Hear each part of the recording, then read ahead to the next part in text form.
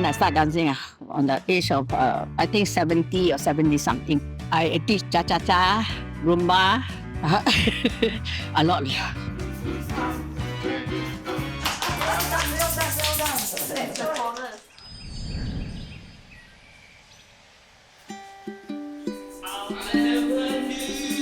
I've been staying here in Red Crowns for more than 1 year. I was a swimming coach. I was coaching almost 40 years. I have a stroke and don't have other place to go because after 1 month the hospital kicked me out. We have activities and all kinds of attention given 24 hours. Red Crown, well, the atmosphere, the room here is beautiful. The caregivers, they are very helpful. Whenever I need them, I will call them. The cooking is superb, very delicious. We do some exercise here, games and activities, going out and also meet a lot of friends.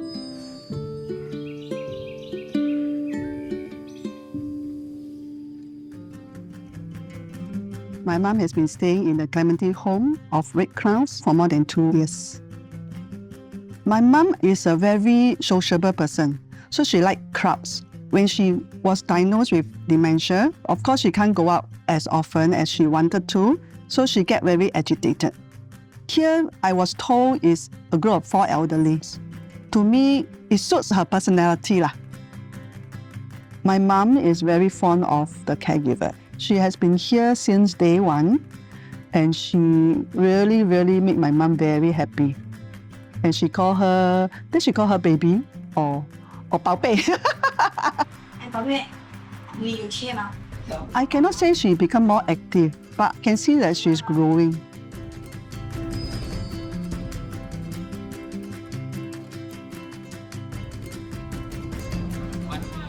I love the daycare elderly. Every day we do the activity, exercise, go out, walk. I prepare for them breakfast, lunch, dinner. They like my cookie. Their appetite so good, better than me. I like the family, this house, for Auntie and me, so close and so happy every day. Auntie, she is a quiet. She don't want to talk, she don't want to try. There are a lot of people. But every day I try together, or Auntie together, activity. Now she's also happy and try. Auntie Cham, 你好。她在煮哈，我进去看啊。Okay. I left my job to look after my parents, and after my parents passed on, I thought I could put some of my caregiving skills into some practice, as well as do something meaningful. As a care coordinator, I have 5 homes in my cluster. I visit each home once a week and check the welfare of the caregivers as well as the residents. For the elderly, we will look out for their mental health, physical health, and maybe social health. We will bring the elderly out to places of interest. For the caregivers, I will look at especially whether they have been stressed, any disputes, even any administrative things that they need help with, any problems with any of the elderly. They will reach out to me and we will discuss solutions.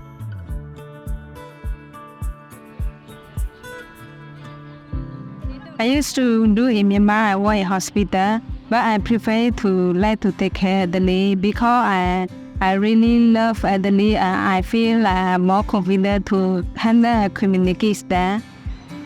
I have learned a lot of things from the Red Cross. Even I want to speak Chinese, I can learn from the elderly, from Uncle Amma. Sometimes they want to try to stand their own without not calling us. She thinking that we are busy. So I told her safety number 1, cannot stand your own. Sometimes she says she want to try her own, but I say, yeah, I understand. I very appreciate that you go confident, but I worry her safety. Explain to her, I'm very happy to have you, and you can try your own, but let me stand beside you. I feel happy because I don't feel like I work in the take care of the elderly. I feel like I stay with my grandparents. They also treat me like grandchildren. Like our boss say, you are not only can be caregiver, you can try more better yourself. You can increase a language or everything. You can be a senior caregiver, a supervisor, a care coordinator. If you try, you can be better, more and better.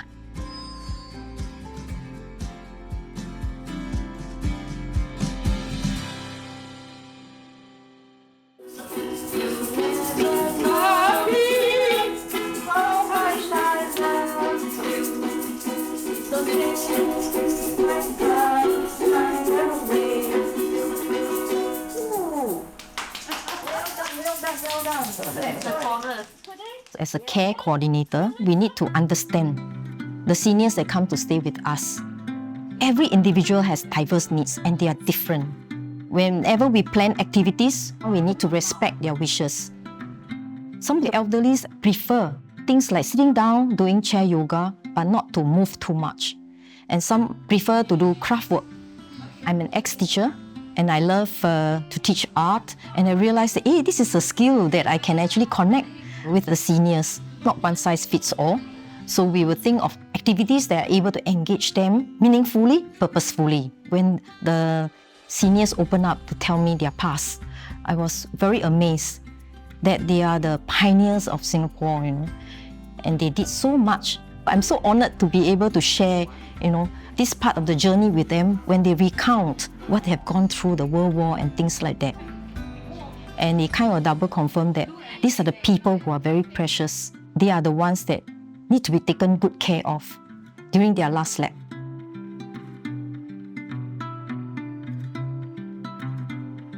Just like it takes a village to raise a child, I think we need to understand aging is a community undertaking. No one should be aging alone, God forbid, right? But the point is, it's a human being who is losing his or her function in the society. It really requires a lot of understanding, a lot of compassion. So after our dad passed away, mom deteriorated quite a bit.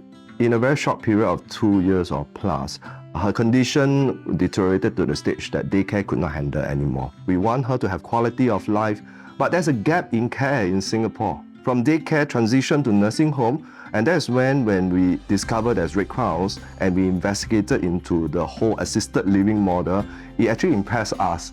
I would say assisted living, not just assisting my mom, but also assisting the family. We are bringing care to us instead of us going in an institution location. My sis and myself stay in Bishan, my mom is in Xingming, my dad's niece is in Kwok Wing Sat. The caregivers, they very diligently really play games with them to engage their psychomotor skills to make sure they are still functional. They bring them down for walks, do exercises and all these things. The caregiver is able to professionally understand dementia patients and really engage them in the type of activities that they get engaged. After putting her in Red Crown, her condition actually stabilized and she's happier. And we are also at ease because we know there's someone looking after her all the time. I really think Red Cross addressed that gap between daycare and nursing home. If I was concerned about something, I'll just raise it. I'll say, hey, is mom eating too much? Is she getting too drowsy? So I get very immediate response. We are able to attend to it in a very timely way.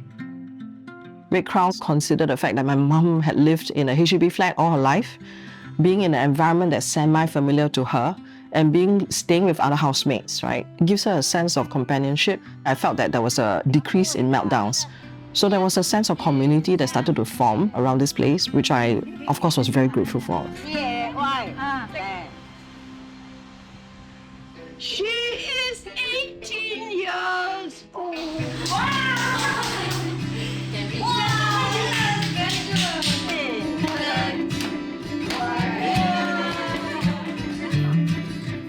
What I like about the model of co-living in Red Crown is you are able to age in place.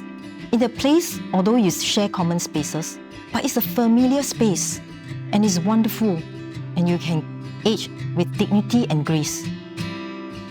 I need to learn more things and I need to go ahead, continue this work. I love this job and then I can support my family, so I'm happy. every day something will be different, something will be new, and I don't want to stop learning. During my journey with Red Crowns, there's a lot of relationship building. My whole journey is filled with lots of joy, encouragement, frustration, despair, but overall positive journey. I can learn a lot of things from the elderly. Also, I can better myself to improve more how to take care of the elderly. Sometimes we feel very hard day or very unhappy day, right? So when we feel tired, sometimes you will feel happy for the Uncle Ama. They were so smiling and thank you to you. Sometimes even you're tired, so you don't feel tired. It's a team that actually feels for our mum. It's always individualized care. We know that she has been diagnosed with Alzheimer's and dementia. We know her functions will decline. So Red Crown, to me, offered the best transitional care. It is our mother, and we want the best for her. I'm very happy that at least at her last stage of her life, she is happy. She's very peaceful in a way compared to her agitation last time. I think this is a really nice place for her.